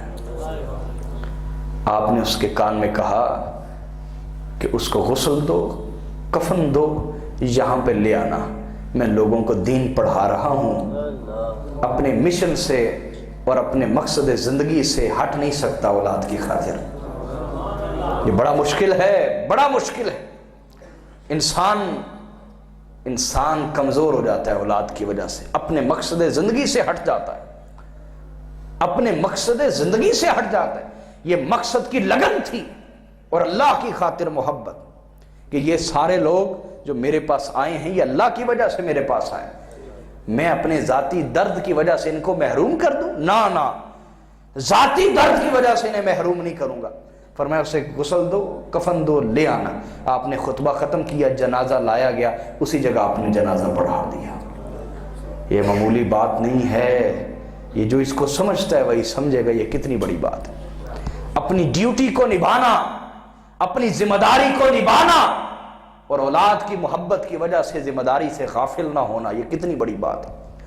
और अगर कहना अल्लाह की खातिर नफरत करना, तो हाँ, गौसुल आजम डरते नहीं थे। बादशाह आपके बारगाह में आते, क्या हुकूमती लोग, उमरा, बादशाह तक आपकी बारगाह में आके बैठते। एक दफा एक बादशाह जिसका नाम था मुस्तंजिद बिल्ला आपकी बारगाह में आया, जालिम था। आपने फरमाया सुने सुने, जरा जाग के बैठे यार, जाग के बैठे। गौसुल आजम बादशाहों की खुशामदनी करने वाले पीर थे, बादशाहों की खुशामदे और कसीदे पढ़ने वाले पीर नहीं थे। गौसुल आजम कैसे पीर थे? सुने, बादशाह आपकी बारगाह में आया, आपने फरमाया खजूर के तने, ओ खजूर के तने सीधा हो जा वरना तेरा सर काट देंगे। जुल्म करना छोड़ दे, یوں بادشاہوں سے خطاب کرتے تھے. میری بات سمجھ آئی؟ اور جب بادشاہوں کو خط لکھتے تو خوش آمد و برا خط نہ لکھتے بلکہ یہاں سے شروع کرتے ان عبد القادر یأمرک وامرہ حجۃ علیک. عبد القادر تجھے حکم دیتا ہے اور عبد القادر کا حکم ماننا تجھ پر واجب ہے. اگر ٹال مٹول کی تیری گردن کاٹ دیں گے. یوں بادشاہوں سے خط شروع کرتے اور جب بادشاہ آپ کا خط پڑھتے تو چوم کے آنکھوں پہ لگا لیتے اور کہتے سیدی عبد القادر جیلانی نے سچ فرمایا اور حق لکھا. یہ آپ کا روب اور دبدبا تھا بادشاہوں کے سامنے. خلیفہ منصور جب آپ کو ملنے کے لیے آیا تو کہنے لگا حضور میرا دل چاہتا ہے کہ میں سیب کھاؤں. کیا کھاؤں؟ یہ دنیا داروں کو بڑی خرابی ہوتی ہے. یقین نہیں کر دے درویشاں تے یقین ٹونا چاہتے نے, لبنا چاہتے نے, ویکھنا چاہتے نے, پرکھنا چاہتے نے. جی یہی خرابی ہے نا ہماری.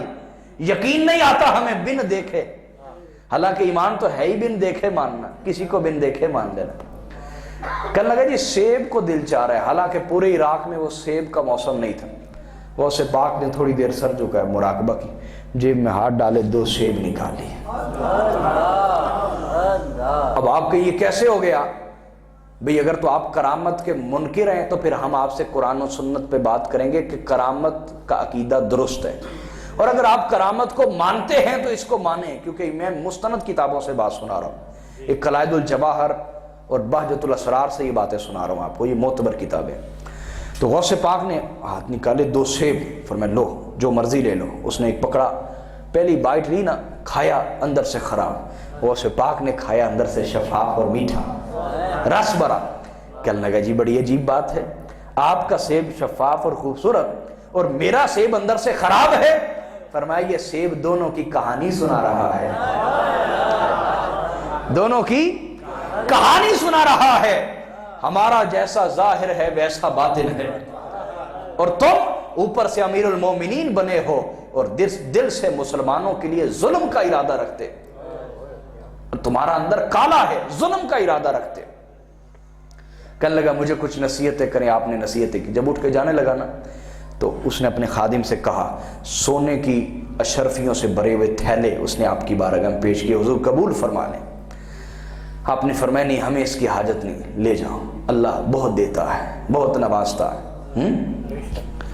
تو فقیر ایسے ہی بے نیاز ہوتا ہے, ہر ایک کا نذرانہ قبول نہیں کرتا. غریبوں مسکینوں جن کے رزق کا پتہ ہو ان کا نذرانہ قبول کرنا چاہیے. یہ رسول اللہ کا حکم ہے. حضور الاسلام کا کیا بولیے؟ حکم ہے. جو صوفیاء نے اپنی علامت بتائی, صوفی کی علامت ہے کہ وہ طمع نہیں رکھتا, اس میں طمع نہیں, منع نہیں اور جمع نہیں. اس کے 3 اصول ہوتے ہیں. صوفی کے کتنے اصول بولیے؟ طمع نہیں, بولیے منع نہیں, دوسرا کیا؟ منع نہیں, تیسرا جمع نہیں. یعنی کچھ نہیں ہے پاس کہ لوگوں سے طمع نہ ہو, کوئی آنے والا کو نذرانہ دے جائے, کوئی خدمت کر دے. ہمارے خاندان کے بزرگ تھے, جب وہ مجھے تربیت دیتے تھے تو مجھے کہنے لگے بیٹا اللہ سے ہمیشہ پناہ مانگنا کہ اللہ کبھی مریدوں کا محتاج نہ کرے, ہمیشہ پناہ مانگنا. جی جب انسان مریدوں کا محتاج ہو جاتا ہے تو وہ ایک لطیفے کے طور پہ بات سناتے تھے. وہ کہتے تھے مرید جیب چو سگٹ بھی کٹ دیتے, پیر کہتا ہے شاید کو پیسے دینے لگا ہے. تو مجھے تربیت دیتے تھے کہ مریدوں کا محتاج نہیں بننا, اللہ کا محتاج بننا. لوگوں سے طمع نہیں رکھنی, اللہ سے امید رکھنی کہ وہ بھیجے گا. ٹھیک, اگر وہ بھیجے تو پھر منع نہیں. اگر کوئی دینے آئے تو یہی سمجھے کہ اللہ نے بھیجا ہے, کیا, اور لے لے. اگر اپنی ضرورت ہے تو اپنی ضرورت پہ خرچے, ورنہ جمع نہیں, جوڑ کے نہیں رکھنا. اللہ کی راہ میں خیرات کر دے, اللہ کی راہ میں بولیے. اور میں اس دادے کا پوتا ہوں, یہ شاہپور کو جو لوگ جانتے اور میرے دادا جان کو یہاں جاننے والے کئی لوگ بیٹھے ہیں. میرے دادا وہ پیر تھے جو اپنے مریدوں کے گھروں میں خود گندم دے کے آتے تھے, اپنی سائیکل پہ گندم لاد کے دے کے آتے. ہم نے ان بزرگوں سے تربیت حاصل کی ہے, خود چاول دے کے آتے. سمجھ آئی ہے بات یا نہیں ہے؟ تو حاضر محترم غوث پاک کا معاملہ کیا؟ اس سونے کے تھیلے لے کے آیا شرفیوں, قبول فرما لے. فرمایا نہیں لے جاؤ, ضرورت نہیں. وہ بار بار ضد کرتا رہا. آپ نے ایک تھیلی پکڑی, اس کو نچوڑا تو اس میں سے خون بہنے لگ گیا. جب اس نے یہ منظر دیکھا تو غش کھا کے گر پڑا، بے ہوش ہو گیا۔ جب اسے ہوش آئی تو چونکہ عباسی تھے یہ سارے، حضرت عباس کی اولاد سے تھے، رسول اللہ کے چچا کی اولاد سے، یہ سارے عباسی بادشاہ تھے۔ جب اسے ہوش آئی آپ نے فرمایا اگر تیری نسبت رسول اللہ سے نہ ہوتی، تو عباسی نہ ہوتا، میں اتنا نچوڑتا کہ یہ خون تیرے محلات کو بھی بہا کے لے جاتا۔ ظالم لوگوں کے خون نچوڑ نچوڑ کے، چوس چوس کے ہمیں نذرانے پیش کرنے آتا ہے۔ ہمیں مال حرام کے نذرانوں کی کوئی ضرورت نہیں۔ یہ تھا آپ کا البغض للہ، اللہ کے لیے کسی سے نفرت کرنا۔ سمجھ آئی ہے یا نہیں آئی؟ اور اگر یہ بات کریں تو غوث پاک مخلوق سے کتنی محبت کرتے تھے، مخلوق کے لیے خیر خواہی، جو اس پہ بات ہوئی، خیر چاہنا ہر ایک، واہ واہ۔ تو مخلوق کی آپ نے ایسی خیر چاہیے، پوری دنیا میں نظام بنا دیا کہ جہاں آپ کے مرید ہوں، اگر ہر روز مخلوق خدا کو کھانا نہیں کھلا سکتے تو مہینے میں ایک دفعہ پکا کے 11ویں منائیں اور لوگوں کو، اللہ کی مخلوق کو کھانا کھلائیں۔ اتنی بڑی تربیت کسی پیر کے حصے میں نہیں آئی۔ پوری دنیا میں چشتی ہوں، نقشبندی ہوں، قادری ہوں، سہروردی ہوں، سب غوث پاک کی 11ویں دلاتے ہیں، سب مانتے ہیں غوث پاک کی ولایت۔ سمجھے ہیں یا نہیں سمجھے؟ حاضرین محترم، گفتگو تو کافی تیار تھی، اصل میں وقت کافی ہو گیا۔ میں آپ سے عرض کرنا چاہتا ہوں، اب گفتگو کا خلاصہ کرتے ہیں۔ ہم نے کیا سیکھا ہے؟ ہم نے یہ سیکھا ہے کہ میرے بھائیوں، ولیوں کا ذکر، ولیوں کی علامتیں اور اولیاء اللہ سے محبت، یہ کوئی ہمارا گھڑا ہوا عقیدہ نہیں ہے، رسول اللہ کا دیا ہوا عقیدہ ہے۔ لہٰذا کوٹ حیات والو، جو مرضی ہو جائے، جتنے مرضی فتنے اٹھیں، انٹرنیٹ سے اٹھیں، یوٹیوب سے اٹھیں، فیس بک سے اٹھیں، یا آپ کے محلوں سے اٹھیں، یا آپ ایک فیکٹری سے اٹھیں، جو مرضی ہو جائے، کبھی عقیدہ نہ بدلیے گا اور ولیوں سے محبت سے پیچھے نہ ہٹیے گا، کیونکہ یہ محبت ہر ایک کے حصے میں نہیں آتی۔ سمجھ آئی ہے؟ پہلی چیز ہم نے یہ سیکھی کہ نہیں؟ بولیے۔ لہٰذا اس پہ قائم رہیں گے؟ بولیے۔ میرا خطاب ریکارڈ ہو گیا آپ کے پاس، اس کو بار بار سنیں، انشاءاللہ آپ کو فائدہ ہوگا۔ کچھ یاد نہ بھی رہا تو اتنا ضرور یاد رکھیں کہ ولیوں سے محبت کرنا ہمارے دین کا حصہ ہے اور ہم کبھی اس سے پیچھے ہٹیں گے نہیں۔ پہلی چیز یہ۔ دوسری چیز جو ہم نے سیکھی وہ یہ کہ ولی کی علامت یہ اس کا چہرہ دیکھے تو اللہ یاد آ جائے۔ لہٰذا دھوکہ نہیں کھانا چاہیے۔ دھوکہ بولیے۔ جھوٹے پیر وہ نقصان کر رہے ہیں جو شاید ہی کوئی کر رہا ہو۔ جعلی جھوٹے پیر، اللہ معافی عطا فرما، ان کو سپورٹ کون کرتا ہے؟ آپ لوگ انہیں سپورٹ کرتے ہیں۔ سمجھ آ رہی ہے؟ اور جو کوئی باعمل پیر ہو اس کو آپ سپورٹ کرنے کو تیار نہیں، اس کی خدمت معاونت کرنے کو آپ لوگ تیار نہیں۔ جی ایسا ہی ہے۔ آپ جس کے پاس جائیں اور وہ کہے تیرے تک کسی نے کچھ کیتا ہے، اس کے پاس گاہک بن کے بار بار جائیں گے اور پیسے لٹائیں گے۔ اور جو کو اللہ والا آپ کو ہدایت کا رستہ دکھا دے، آپ کہیں گے انہوں کچھ پتہ ہی کوئی نہیں، انہوں کچھ پتہ ہی کوئی نہیں۔ یہ جھوٹے پیروں کو سپورٹ آپ کرتے ہیں، آپ لوگ ذمہ دار ہیں، عوام ذمہ دار ہے جھوٹے پیروں کو سپورٹ کرنے، اور سچے پیروں کو جو سپورٹ نہیں کرتے اس کے بھی ذمہ دار آپ ہیں، آپ کو جواب بھی دینا پڑے گا۔ یہ مذاق کوئی نہیں۔ سمجھ آئی کہ نہیں آئی؟ جو اہل حق ہیں اگر آپ ان کے ساتھ نہیں چلتے تو اس کا بھی آپ کو جواب دینا ہوگا۔ تیسری چیز جو ہم نے سیکھی وہ یہ کہ ہم نے جس سے بھی محبت کرنی اللہ کے لیے اور جس سے بھی نفرت کرنی، بولیے، اپنی ذات کے لیے نہ محبت نہ نفرت۔ یہ بہت بڑا عمل ہے، اپنے دل کو نفرت سے پاک کرنا ہے۔ جو ہمارے سامنے اشہد ان لا الہ الا اللہ واشہد ان محمد عبدہ ورسولہ پڑھے گا، ہم اس سے نفرت، پھر بولے ہم اس سے نفرت۔ یہ ولیوں کا درس ہے، میں ولی ہونے کا دعویٰ نہیں کر رہا، ان کے جوتے اٹھائیں، ان کے قدم چومنے والا ہوں۔ یہ ولی کا درس ہے، مولوی کا درس نہیں۔ وہ کہتا ہے اینو نفرت کرو، اینو کافر کہو، اینو گمراہ کہو، اینو سنیاں چکڑ دو، جی یہی سکھاتا ہے نا۔ سمجھ آ رہی ہے؟ یہ درویش اور مولوی کی لڑائی شروع سے رہے گی۔ کبھی میں بھی جب ایک علم کا بندے کے اوپر غلبہ ہوتا ہے نا تو مجھے یہ بات بڑی بری لگتی تھی، لیکن آج سچی لگتی ہے۔ آج یہ بات سچی لگتی کہ واقعی ان کی بنتی صوفی ابتدائی یہاں سے کرتا ہے، دل صاف کر اپنا۔ میری بات سمجھ آئی کہ نہیں؟ ولی اندر سے صفائی کرواتا ہے. کیوں؟ وجہ کیا ہے؟ یہاں جو اہل علم ہوتے ہیں نا، اہل ظاہر، وہ پہلے ظاہر کی صفائی کرواتے ہیں. کہتے ہیں داڑھی شروع کر لو، امام شریف پاک کو ایک یونیفارم نیکی کا پہن لیں، اندر دنیا کی ہرس، نفرت، طمع، حسد، تکبر، بد اخلاقی، بدتمیزی، گالیاں عروج پہ. یونیفارم پہنا دیا نیکی کا. اب خرابی کیا ہوگی؟ جب داڑھی والا گالی دے گا لوگ کہیں گے یار مولوی ہوندے ہی ہیں جدے نے. سمجھ آ رہی کہ نہیں آ رہی؟ صوفی کیا کرتا ہے؟ وہ کہتا ہے بھائی اگر برتن کی باہر سے صفائی کر لیں، اندر سے گندا رہے، جب اندر سے دھوئیں گے گند باہر آئے گا، باہر والا پھر گندا ہو جائے گا. نہیں سمجھے میری مثال کو؟ نہیں مثال کو سمجھے. اگر باہر دھو لیں پہلے، اندر بعد میں جائے. یار برتن نہیں کبھی دھوئے؟ کس نے دھوئے؟ ایمانداری سے ہاتھ اٹھائے. پردیسی بیٹھے نہیں، پردیسی نہیں، جو گھر جا کے بیوی کی موجودگی میں برتن دھوئے وہ سنت پہ عمل کرے گا. بیوی کے ہوتے ہوئے برتن دھونے ہیں. پتا چلے گا آپ کے اندر تکبر ہے یا نہیں ہے. اگر تو بیوی کی موجودگی میں برتن دھوئیں تو سمجھے اللہ نے تکبر سے بری کر دیا. بیوی کی موجودگی میں کبھی کبھی واش روم آپ بھی دھو لیں، وہ بیوی کی موجودگی میں کبھی کبھی گھر کی صفائی آپ بھی کریں، پھر پتا چلے گا کچھ دین سیکھا یا نہیں سیکھا. سمجھ آئی ہے یا نہیں؟